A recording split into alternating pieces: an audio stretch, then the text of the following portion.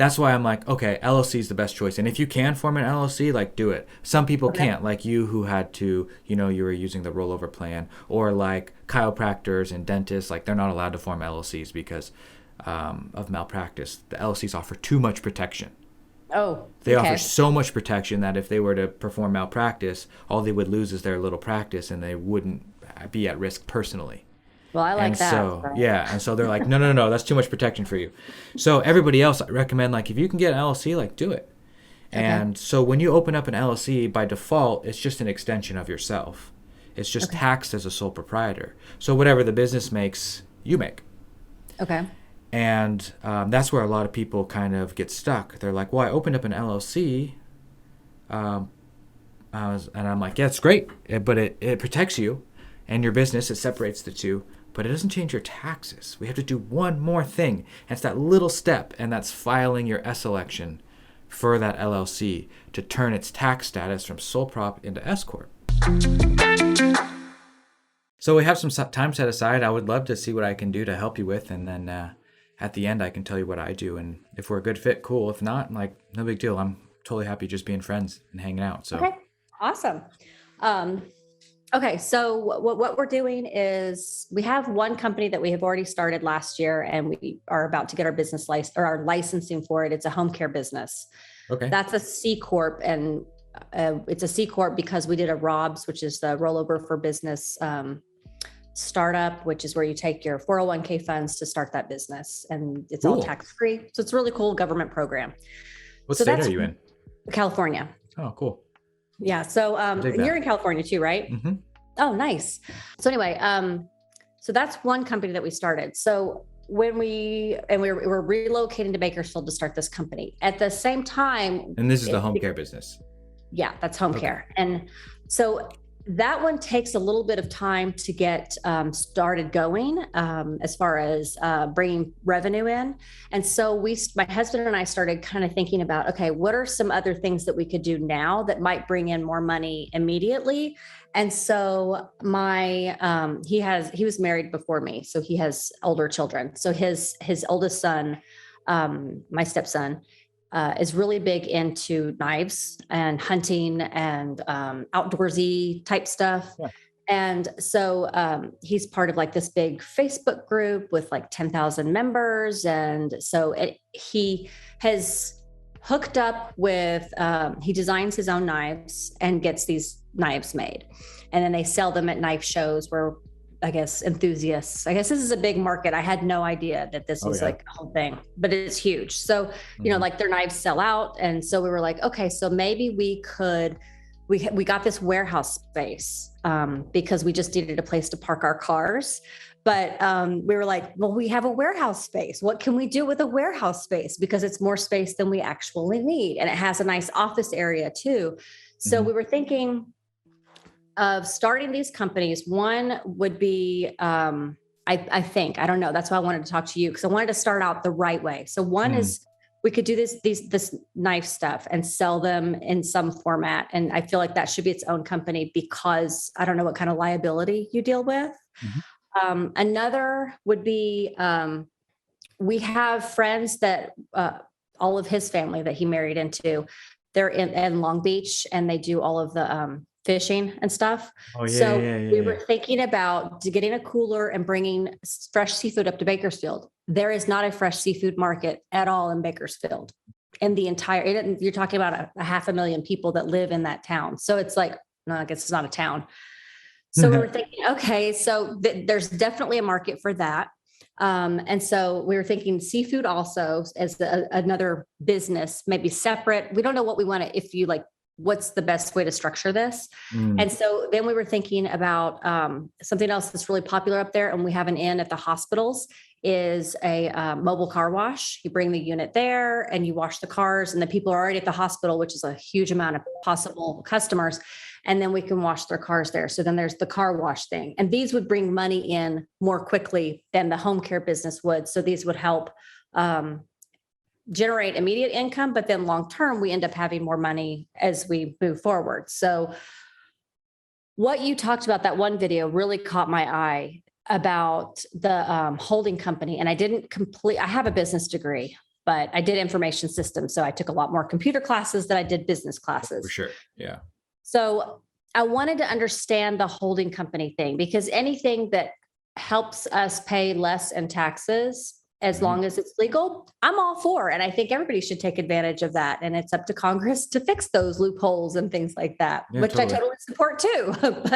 But if they're there, then I want to take advantage. So how would you, knowing these are these things that we want to do, and you mentioned LLC, and then you talked about the LLC taxed as an S-Corp. How is that different than having an S-Corp? I guess those are the things that I'm a little confused about. And how would we do the holding? How would we set this up based on that really great video? Well, you've done several, those great videos that you talk about the holding company and things. What would be the best way to structure this? So let's see here. You mentioned you're married. Do you have a husband? Yes. Okay. How many kids do you have? 4. And you're all in California. Yes. Okay. And do you and your husband earn from any other places right now? No, we have been living off our savings. Okay, gotcha. And so you're starting the home care company and you're looking for, okay, gotcha. And you're looking for a shorter term business to start in the meantime to bump up the cash flow so you can carry through the beginning of the care business. I understand it's total, backloaded there. Yeah. Absolutely. Have you considered short term rentals like Airbnb or anything like that? Yes, we have looked at that. I think I guess we get a little bit more nervous because it's an area that we don't know as much. And with so many cities changing laws and cracking down, especially in California, you have so many that start making them illegal, I guess. And they did that in my city here. Yeah. And we were really excited about it. And then we were like, maybe we should hold off and wait until we get a little bit more cash flow first and then do we just want to have cash flow is really what the issue is for us. So if I would add Airbnb as an option, but I wouldn't take off anything either. Does that make sense? I know. I'm totally for it. And he's totally supportive of that too, because I've been sending him Airbnb videos off TikTok like crazy too. So oh yeah, for sure. And we use Airbnb. So we totally love Airbnb. Right. So it's just a matter of finding the right spot. But I guess really almost any place is good because the reason I asked is because, you have some mobile car wash for hospital workers. Like, it could totally be done. But this startup capital for something like that versus trucking and seafood and building relationships to something like Bakersfield, you have like different types of challenges for starting each one. And a lot of them have to do with relationships. And some are relationships and cash flow. Because what if the hospital doesn't want you washing cars in the parking lot because it starts creating like muddy runoff, and then all of a sudden you lose your competitive advantage, and now you're like, oh shit, okay, I got to figure this out. And it's a scalability issue too. Buying the equipment and whatnot is arguably could be around the same amount of money needed for a property that you could rent out too, and get faster cash flow, better tax advantages, things like that. So we can talk about that in a minute, but I just wanted to bring that up because these are all really super interesting ideas. I think they're all very cool. And there's no reason why you can't pursue every single one of them and then just figure out what you like and then don't do what you don't like and just run with it. But the problem is, okay, well, how do I structure that if I'm going to try everything and I don't want to do some of them? Like, how do I set myself up so I can have that luxury? Right. So that's when you're like, okay, well, let's figure this out. So I'm a huge fan of having a holding company if you're going to be going into business, especially the field of entrepreneurship. And you have a C-Corp. And that C-Corp, if it pays you directly, you're going to have to pay extra taxes. You're going to be taxed twice. There's no benefits to a C-Corp at all. Yeah. But if you do the ROBs, you have to do a C-Corp. Yeah. So that was the only reason we did a C-Corp. We have to buy back our 401k. And then we can change it to an S-Corp. But until then, so like in a year, we'll probably switch it over. But until then, we have to deal with this C-Corp and the bureaucracy that it involves. Got it. So now let's talk about the S-Corp and how that works and how it can kind of like remedy your situation and give you a pathway to go down. Okay. So there's a little bit of confusion around S-Corp. At least I was confused on it in the beginning. But S-Corp is a tax status, just like C-Corp. So there's entities and there's tax statuses, like you know. So of our entities, we have mainly LLCs and corporations, are the big two entities. And then the big tax statuses are partnership, S-Corp, C-Corp. Those are like the main ones we don't really need to go into anymore. And so you can have LLCs or corporations tax like C-Corps, S-Corps, or partnerships. Gotcha. So the entity is going to help you with the asset protection, and the tax status is going to help you with the way that the money flows. And so you need to have both pieces of the puzzle. So like when you have a C-Corp, for example, by default, it's a corporation taxed as a C-Corp. So that means you had to choose how many shares of preferred stock you wanted to issue, or how many common shares of stock you wanted to issue, etc. Right. Because that's how the ownership is broken down of a corporation. It's by actually giving out the stock. But with the LLC, we break down the ownership with just simple agreements, written agreements. And so what's cool about LLCs is they give you a little bit more liability protection than corporations. And so that's why a lot of time I'll say, oh, you want to have an LLC taxed as an S-Corp. And it's totally you don't doable. have to do board meetings and stuff. Correct. Yeah, you don't have to do all the board meetings, and there's just less maintenance. That's true, because there definitely is less maintenance and way less taxes, because you don't have. Well, no. We'll get into that in a sec. So that's why I'm like, okay, LLC is the best choice, and if you can form an LLC, like do it. Some people can't, like you who had to, you were using the rollover plan, or like chiropractors and dentists, like they're not allowed to form LLCs because of malpractice. The LLCs offer too much protection. They offer so much protection that if they were to perform malpractice, all they would lose is their little practice, and they wouldn't be at risk personally. Well, I like and that. So, and so they're like, no, that's too much protection for you. So everybody else, I recommend, like, if you can get an LLC, like, do it. And so when you open up an LLC, by default, it's just an extension of yourself. It's just taxed as a sole proprietor. So whatever the business makes, you make. Okay. And that's where a lot of people kind of get stuck. They're like, well, I opened up an LLC. And I'm like, yeah, it's great. But it protects you and your business. It separates the two. But it doesn't change your taxes. We have to do one more thing. And it's that little step, and that's filing your S-election for that LLC to turn its tax status from sole prop into S-Corp. Filing the what? It's called an S-election form. S-election. Thank you. Yeah, it's form 2553, in case you wanted to write it down. Okay. Yeah, got it. It costs like $40, and you file it like right after you form the LLC, and boom. It's done. And that's where you would choose S-Corp instead? Is that how that would work? Okay. Yep. So you can tax the LLC as a C-Corp, like Amazon.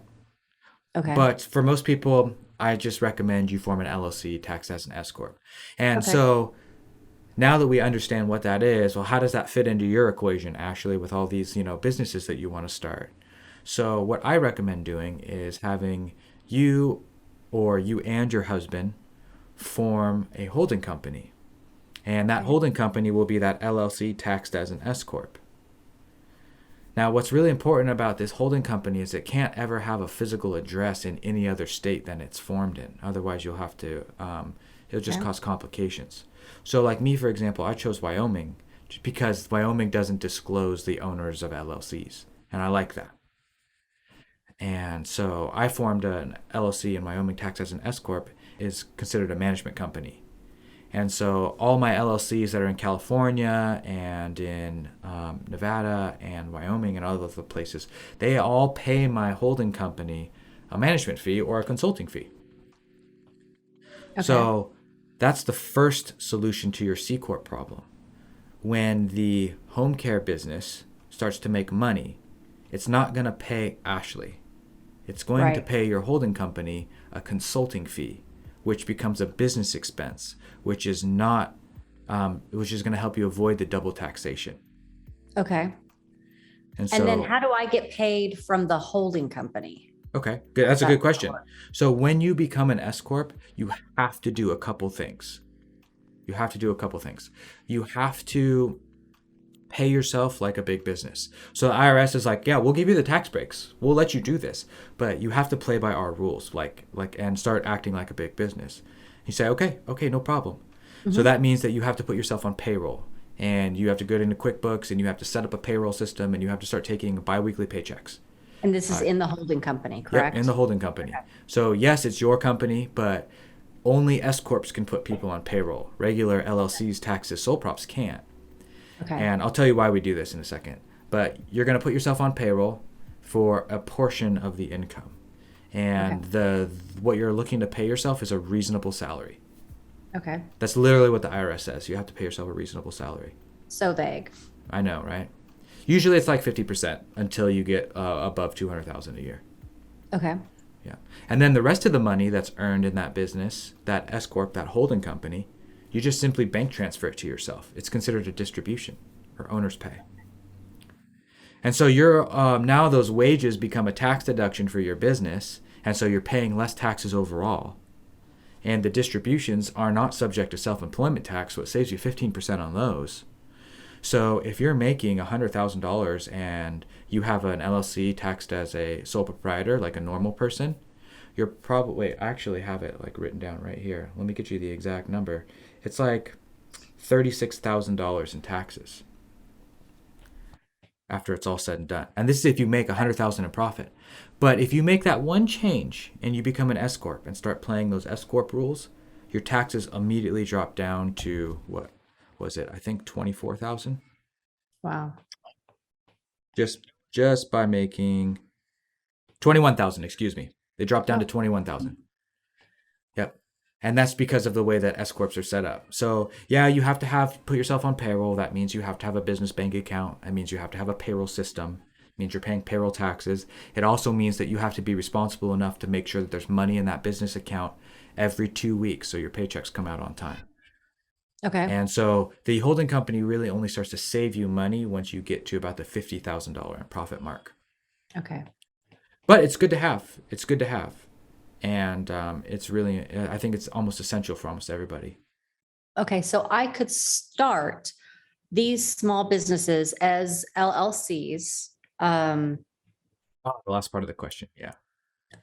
taxed as an S-Corp if I wanted to. Well, or let's not. talk about that. Does it matter? And then I could start the holding company later. So once I see profit happening, then I could start the holding company and then put this stuff into action, or should I start everything all at the same time? That's a really good question too. So now we understand what how your holding company is going to work and like what we're going to use it for. We're going to use it as a catch-all. That was for all a your great money. explanation. Thank you. Yeah, of course. I appreciate it. And so let's talk about all these other businesses. So if I was in your position, I would form a simple California LLC, right? Okay. Just a regular straight up LLC. And that LLC, we'll put a vague name to it. I'm just going to call it Gains Unlimited, right? Okay. And that LLC is going to be just like Amazon. Amazon does all kinds of different stuff. Google does all kinds of different stuff. And it's going to work on the knife company. It's going to have the seafood business. It's going to potentially purchase mobile car wash equipment for the workers, and maybe even be a management company for your Airbnbs. Okay. Who knows? But you can do all of those things within that LLC. Okay. All of those things. And if any of those things start to take off or start to gain traction or start to really be substantial in terms of income, like they're starting to make like maybe $1,000 a month or so, whatever that level is for you. Okay. Then you can spin it off and either create a new LLC or just simply do a DBA and create a nickname for it. And then use that DBA to go get a bank account and then set up a separate like branch within your LLC.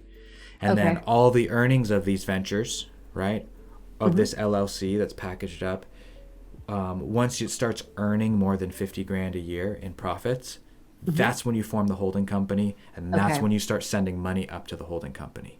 Gotcha. Okay. Yeah. I can do that. Yeah. That makes sense. Yeah. That way, if you just have one LLC, like, it'll give you some liability protection, and it won't put your house up for grabs if someone got in a car wreck with you on the freeway delivering food to Bakersfield.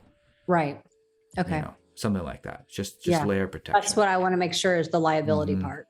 Yeah. You combine that with a good insurance policy, and yeah, you're good. Okay. Awesome. Okay, great. Thank you. This is so much easier to understand now, because at first I was like, what? It sounds good, but I need more. I know. I totally get you. And almost every single case is like slightly unique almost in a way, but the DNA is like similar. The DNA is similar. Yeah. Okay. So I love that you're in California, because it helps me understand like how you're structuring things. So here's my question. So Cali LLC for these things. And then holding company in Wyoming, and you were talking about how you have more privacy and things like that. So were there tax advantages also to Wyoming, being in Wyoming, like different things that also made you like Wyoming better too, or? Not really. I live in California, and so I'm gonna have to pay California income tax anyway. Right. There's no way around it. Other than the being a non-disclosure state and helping with liability protection, that's Mhm. really pretty much the only reason why I chose Wyoming. Okay. It's affordable. It doesn't. I don't have to pay a yearly fee like California does. Okay. And Yeah, I like that liability protection aspect. My goal was to have an attorney look at my entity structure and be like, nah, fuck that. It's not even worth our time. Yeah. Okay. Yeah, All and right. so That makes that's sense. why I chose Wyoming. You can get better tax advantages if you go to like Texas or Florida where they don't have state income tax, but you being a resident of California, it's kind of a Still moot gonna point. get, yeah, unless we Yeah, move, and I'm not willing to leave the state. I love the exactly. weather. Yeah. Now, one more thing, you did mention like all of your California LLCs. So the reason we're starting California LLCs for this stuff is because we're going to actually be doing physical work in California. We can Right. get away with it with the holding company because it's a virtual business. We don't have a Right. physical office anywhere. But yeah, because we're doing physical work in California, it has to be a California LLC. Okay. Okay. Perfect. And I know on your website you have like the easy place to set up the LLCs. Would that work for me for Oh, doing? oh yes, dude. I would Okay. recommend just going. Honestly, you could probably just watch one of my YouTube videos and file your LLC with California for 90 Okay. bucks and get it Okay. done online like that. Okay. And that would be pretty easy. Or you can use something like INC file, which is Mhm. the best company in my opinion. For I formed Okay. LLCs with all of them, man. And they're just like a couple bucks more than what the filing fee is, but their interface is really nice, and they give you the option to add a virtual address and a registered agent. Oh, that's nice. Yeah, And and that's so what you need if you're doing Wyoming, right? You need the registered agent. yeah, you do. You do need a registration. So that's why I'm really a huge fan of INC file because yeah, I could go to the Secretary of State and fill out California's for 90 bucks, or I could go to INC file. I could pay $110 to fill it out with them. And then they're going to give me the option to use their registered agent for a year for free. And I Right. can get a mailing address in Oh, California that's for 30 bucks a month. And I'm nice. like, now I'm completely virtual. I use their address for everything. My home address is never made public. I don't have to be my own registered agent, even though you can. And I don't know, it's worth it. It's the convenience. I think it's worth it. I like that. And they have a That nice little portal you can log into too. Oh, that's cool. I'm definitely going to do that. That Yeah. sounds good. I like that. Yeah, they're cool. I'll send you a link. I link Okay. to them all the time. I'm a huge fan of INC File. They're great. They've been good to me. Mhm. Cool. Okay, great. Okay, so what else? What else you got for me? Because that was my big question. That was what I really needed out of this phone call. So, what kind of stuff do you? Airbnb. That was one thing that you mentioned. So, what are your thoughts on that? In Oh, California, or are you doing out of state? It doesn't really matter, to be honest with you. So there's all kinds of ways that you can do Airbnb. I really like picking destinations that people would travel to and then creating Airbnbs in that area, and around Okay. national parks and things like that, so that you can have a good influx. There's ways to research that too. There's all kinds of tools online you can look at, and you can Okay. go into it with as much information as possible. But the reason I like Airbnb is not because of the business model, it's because of the tax advantages. So there's something really, really cool that the IRS does. And there's a code in the IRS that says if you're a real estate professional, you can use passive losses to offset earned income. And so what that means is that you can use the depreciation of your real estate to offset the money that you're earning from other businesses. Oh, okay. It's really, really cool. So normally you have to be a real estate professional, which means you'd be a contractor, a property manager, a real estate agent, a broker, someone in the real estate field that's working 750 hours or more in it in order to Right. qualify for this. But if you have short-term rentals, which are rentals less than 7 days, it checks that box. Wow. Okay. That's Yep. cool. I And like so, that. like, say you buy a $300,000 Airbnb, you can get it cost segregated and split out the house from the land, from the contents of the house, Hmm. and by having an engineer go out and do a cost segregation study. And then you can use that on your taxes to say, hey, Uncle Sam, look, man, this house dropped in value by a lot of money. And I'm a real estate professional. That's how I earn my money. So I need to offset my income. And they say, okay, cool, no problem. And by the way, I'm going to use this bonus depreciation that's here, and I'm going to write off $100,000 on a $300,000 property I just purchased. That's awesome. And you can absolutely do that. You can write off almost up to like $100,000 in the first year. It might be slightly less. I'm just using round numbers, and then like $9,000 every year after that. Oh, that's great. All from being a real estate professional and owning an asset that, in the government's eyes, depreciates. But in reality, what you're doing is you're getting tenants to pay down your mortgage. You're getting appreciation of the property, and you're building more equity. They're paying you cash flow on top of your mortgage, and you're getting the savings in the taxes. So arguably, you can create more cash flow faster by getting into real estate with, a little bit of chunk of money than you can by building a business. So it's really interesting. And it doesn't matter, like you have the LLCs, but it doesn't matter that the real estate is not in the same name. Like if I did, it does. Okay, cool. Okay. Nope. And with the Airbnbs, I think the part that I get a little vague on is everybody talks about starting a business with that, but if you don't have any corporate credit, how do you do that? Like you would have to buy the house or have the location leased to you, which would allow you to sublease it out to Airbnb. You know what I mean? Yeah. Or you would have to buy a property. So what you do is you buy it yourself with your own money and your own income from the businesses and whatnot. And then eventually, when it becomes a business, you would use a quitclaim deeding process, and you would deed it into a new LLC. You'll still hold the mortgage.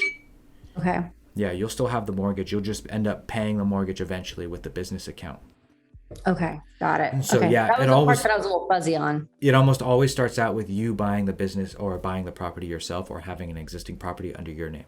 Almost every single person starts that way until they can build up enough cash flow to where the business can do it on their own. Okay, that makes sense. But even then, like a lot of the cash out refis are going to be from you because you hold the mortgage, and it's your credit and things like that. And then you're just using a business to wrap up some of the activity to kind of protect yourself a little bit in case someone sues you. That makes sense. Wait. So what else is there? Is there anything else? So when you're going through this process, the biggest thing that's going to really help you is staying organized. So organized. Okay. Organization is king. Like if you know where your money's going, and if you know how much you're spending, and you have separate accounts for your separate businesses, and you really care about the organizational aspect, it will give you so much freedom and so much power later on in terms of tax savings, bookkeeping, like getting loans, growing the business, understanding where your problems are. Like organization is probably the biggest thing. Okay. That would help a ton. I agree with that completely. For sure. Yeah. I'm so glad that I ran across your TikTok and found all of your stuff, because there's so many people on TikTok, and I feel so bad for so many of the like younger kids that are trying to figure stuff out. And it's like, they're listening to people that haven't done it. Cause I hear stuff all the time where they're giving out like wrong information. I'm like, I don't even consider myself an expert in some of this, but I'm like, that's not right. So I was really glad to find you, because your stuff is like, you've done it, you've lived it, you've done it, and you can also give advice on it. So it makes it definitely much more helpful. Appreciate that. Yeah, it means a lot. I learned this stuff the hard way. God, I've lost so much money. That's not good. Yeah. But you know what? We learn from our failures, right? That's right. So let me wrap this up by giving you a few more resources and letting you know what's there. So as you go through this journey, I understand like you're just starting here, and there's some stuff you got to figure out because you and your husband are on this journey to create cash flow, which I totally respect. It's totally worth it if you can really dig in and go deep. And so I've had conversations with people, like thousands of conversations just like this with people about their businesses. And after a while, I realized like, man, I'm running out of time to help all these people one-on-one. And that's one of the reasons why I put together the business school. So I will send you a link to that just in case you're ever interested, but it's there, and I wanted to let you know it's available. And this is like a guide. It has all the legal docs, it has the business plan templates, and it has a guide for each step, like getting the bank, filling out the LLC, the EINs. It's just good fundamental knowledge that will carry you through like the rest of your entrepreneurial career, because this stuff will never hang you up. So I'll send that over to you, and then if you're ever interested, I do monthly coaching with people as well. Okay, is it one-on-one like this where you can Okay. Oh, It's okay. one-on-one every other week for an hour. Oh, And we just nice. sit down on Okay. Zoom or we get together on the phone, like whatever you want. I don't care. But the whole goal is for me to act like the blinders on the figurative horse of our Okay. entrepreneurial journey and just keep us on the path so that we can knock out our goals. We got to pull Okay. the goals out of people and figure out what they are, and then we got to knock them out one by one. Okay. And So are you good about like looking at like the cost, like, are we getting a good ROI for this investment? Should we keep going forward with this or should we drop it? And like looking at the spreadsheets and things like that, like helping with that part of it. I love that stuff. That's how I look Okay. at all of my investments. I'm That's just my like, weak area. yeah, I'm marketing. So I'm like, I hate all of the, like, I get it. I yeah. understand it, but it's harder for me to get it. You know, it takes me a little bit more time to process that stuff. So hand holding is definitely a good thing. Oh, So I feel you. One of my favorite things to do is get in there and be like, all right, let's figure out if this is going to be profitable. And then we generate performas or numbers and we put it together and see if it's going to work. yeah, those It's things. super important. Yes. Yeah. Yeah. Okay, perfect. Okay. And that's on your website, right? Yep. Yeah. It's all there. Okay, I'll send perfect. you a link after this emails just so you know it's available. But I was just glad I was able to answer your questions and get you pointed in the right direction. Yes, thank you. I really appreciate that. But this is something I was wanting anyway, is somebody that I could like touch base with occasionally and have that Yeah. second opinion so that and just sometimes you just don't know. You don't understand something and you're reading about it and it's just still not clicking. And so like even this, I tried to understand it and tried to look it up, but I couldn't find something that made sense for me. And then here you explained it in like the holding company in 5 minutes and it totally made sense to me. So that's exactly what I need. Oh, So that's yeah. I perfect. love it. Thank you so much. I really appreciate it. You're welcome. Actually, that's what I do. That's what I love. That's how I explain stuff to all my students, and we have a great time. Yeah, that's awesome. So I definitely will be taking advantage for sure. Cool. Alrighty, Ashley. Have a wonderful day. I'm super excited for you. I think you guys are going to crush it. Thank you. I appreciate it. And you have a great day too. This is a great call. Thank you. Awesome. Talk to you later. Bye. Okay. Bye-bye.